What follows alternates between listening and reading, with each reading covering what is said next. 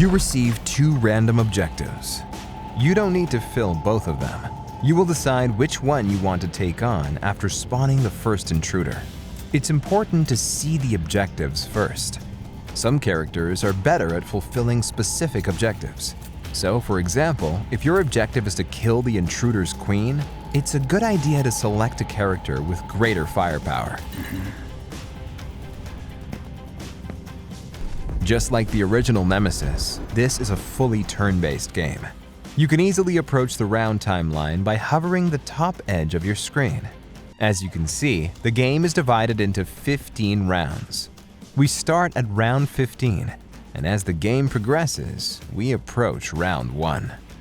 Every round is divided into 2 phases. The player's phase, when you and the rest of the crew can take action, and the event phase, when intruders move, kill, and other things happen that are out of our control, like a power shortage or fire outbreaks. Now, you should realize one thing. Every single event in the game is an action. If you are attacking an intruder, it is an action. If an intruder is attacking you, it's also an action. If you are moving to another room, you are performing an action. But hey, you need to pay for everything you do. And as always, you pay in action cards. For example, if you want to move to another room, you need to pay 1 action card. If you want to move carefully, you must pay 2 action cards. If you want to shoot an intruder, you also need to pay in action cards. Because I say so. As you probably noticed, action cards contain some actions too. So as you can imagine, the action cards can serve us in 2 different ways. First, it is a payment method, and the second is a source of actions itself.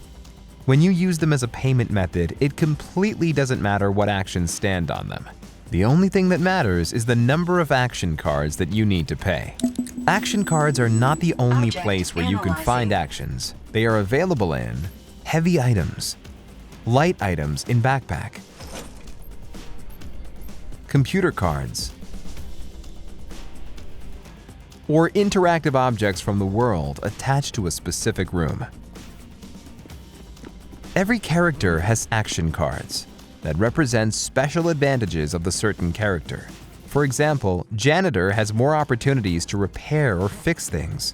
And on the other hand, Xenobiologist can use her actions to gain knowledge and deal much more damage to intruders. Let's go back to the game flow. At the beginning of the player phase, you receive 5 action cards. In every turn, you can perform 2 actions. Both of them are represented by the circle around the character. If you perform 1 action, 1/2 of the circle is fading out. It easily indicates how many actions you have left in your turn. When you perform 2 actions, the turn goes to another player. If other players proceed with their actions and you still have some action cards in your hand, the turn is coming back to you. The player phase is over when all players spend all their action cards. Or, very importantly, they will pass. If you pass, you will no longer have the opportunity to perform any actions in the current round, even if you still have some cards in your hand. So, if all players spend all their action cards or they pass, the player phase is over and the event phase begins. Attention, intruder movement detected.